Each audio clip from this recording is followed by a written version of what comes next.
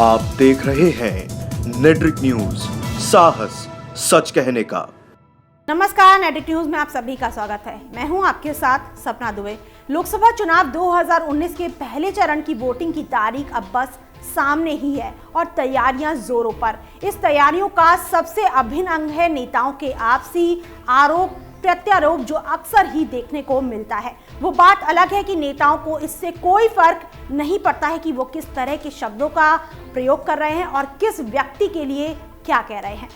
इस मर्यादाओं को बार बार लांघा जा रहा है। बीते मंगलवार को एक चुनावी सभा में अकबरुद्दीन ओवैसी ने प्रधानमंत्री मोदी पर जमकर निशाना साधा था। एक के बाद एक विवादित बयान दिए। उन्होंने कहा था कि अकबरुद्दीन ओवैसी ने कहा है कि चाय वाला चौकीदार नाली का है, वो बोलता है कि नाली की गैस से चाय बनेगी। उन्होंने तो ये भी कहा था कि क्या हमें ऐसे झूठे वादे करने वाला प्रधानमंत्री चाहिए।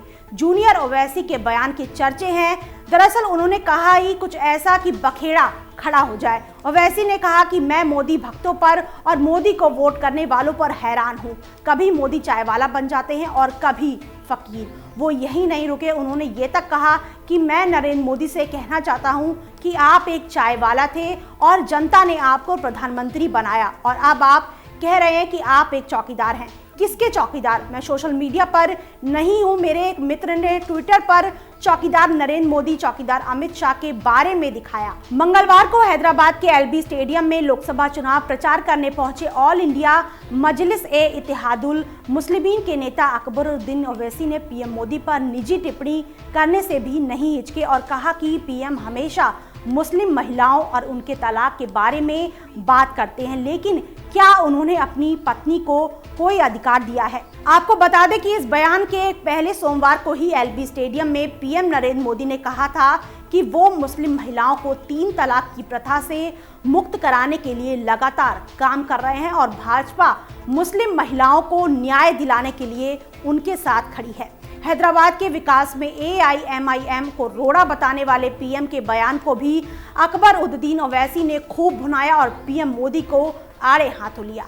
उन्होंने कहा कि रक्षा अनुसंधान और विकास संगठन यानी DRDO हैदराबाद में ही है जिसने मिशन शक्ति को अंजाम दिया था। AIMIM नेता अकबरुद्दीन ओवैसी तो ये तक कह गए कि कल का चाय वाला आज का चौकीदार हमें हैदराबाद की तरक्की में रुकावट बता रहा है।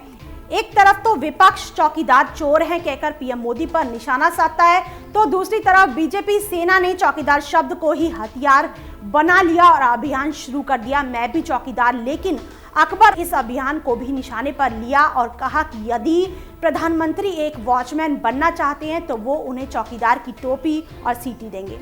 इसके अलावा उन्होंने गृह मंत्री राजनाथ सिंह के उस बयान का भी जिक्र किया जिसमें कहा गया था कि नेशनल टेक्निकल रिसर्च ऑर्गेनाइजेशन ने पाकिस्तान के बालाकोट में भारतीय वायुसेना के लड़ाकू विमानों द्वारा हवाई हमले से पहले वहां करीब 300 सक्रिय मोबाइल फोन होने का पता लगाया था। और फिर ओवैसी ने राजनाथ सिंह से सवाल किया कि मैं राजनाथ सिंह और प्रधानमंत्री मोदी से पूछना चाहता हूं कि यदि NTRO बालाकोट में करीब 300 मोबाइल फोन देख सकता है तो क्या दिल्ली में बैठकर आप ये नहीं देख पाए कि किस तरह से 50 किलोग्राम RDX पुलवामा में लाया गया।